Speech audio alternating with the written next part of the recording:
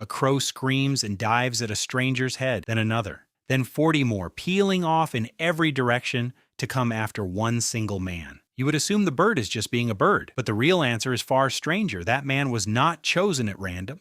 Years earlier, a scientist named John Marsluff pulled a rubber mask over his face, trapped a handful of crows, and set them free, unharmed, minutes later. The crows never forgot that mask. Put it on today and they come screaming, "Take it off!" And the very same crows look straight through you. It is that one face they want. That was the entire crime. Here is the part that should unsettle you. Most of the crows attacking that mask were never trapped. Many were not even alive when it happened. So how does a bird hold a grudge against a face it has never seen? It inherits it. The first crows taught their chicks which face to hate. Those chicks taught theirs. The grudge gets handed down, generation after generation, like a family heirloom made of pure resentment. So if a bird has ever screamed at you, and only you, it may not have been random. You did something once that it filed away, and crows are only the beginning. You might tell yourself this takes a clever animal. So consider the octopus.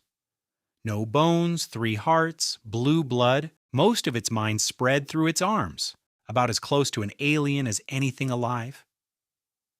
It still picks you out of a crowd. In one experiment, octopuses met 2 keepers in identical uniforms. One fed them. The other poked them with a stick. Within days, the octopuses were firing a hard jet of water at the keeper they disliked every time that person walked past. A mind nothing like yours, deciding, not you again. And if you think the octopus is a freak exception, picture the most mindless animal you can. A sheep. The animal we use as a synonym for following the crowd with the brain switched off. A neuroscientist named Keith Kendrick spent years testing them, and his results quietly demolished the insult. A sheep can recognize at least 50 individual faces, sheep and human, and hold them in memory for more than 2 years. 2 years. 50 faces.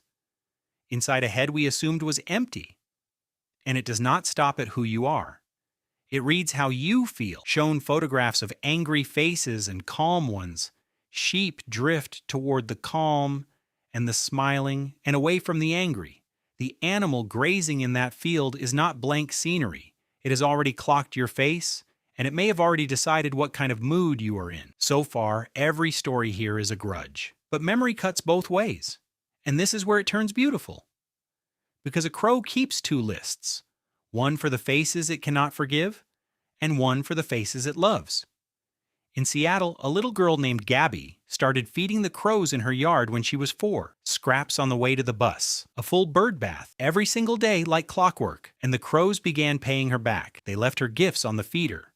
Beads, buttons, a lost earring, a shard of polished glass, a tiny piece of metal stamped with the word best, like half of a friendship charm. Crows do not normally do this. Most people who feed them get nothing but more crows. Gabi got treasures. Then her mother lost a lens cap in a nearby alley, and days later it appeared on the feeder, right where the crows leave their gifts. They had found the thing her family lost and carried it home. To those crows, Gabi was never a random kid in a yard. She was a face worth keeping. 2 years is staggering for a sheep. But how far can this really go? For that, look at the animals closest to us. In one study, bonobos were shown photographs of group mates they had not seen in years, and their eyes went straight to the familiar faces. One bonobo recognized a relative she had not laid eyes on in 26 years.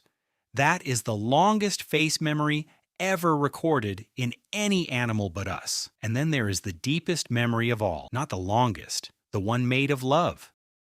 In 1969, 2 young men in London bought a lion cub and named him Christian. A lion does not stay small. So they did the hardest, kindest thing they could and gave him a wild life, handing him to a conservationist named George Adamson, who taught a city-raised cub how to become a real lion in the Kenyan bush. A year passed. Christian was wild now, leading his own pride, hunting his own food.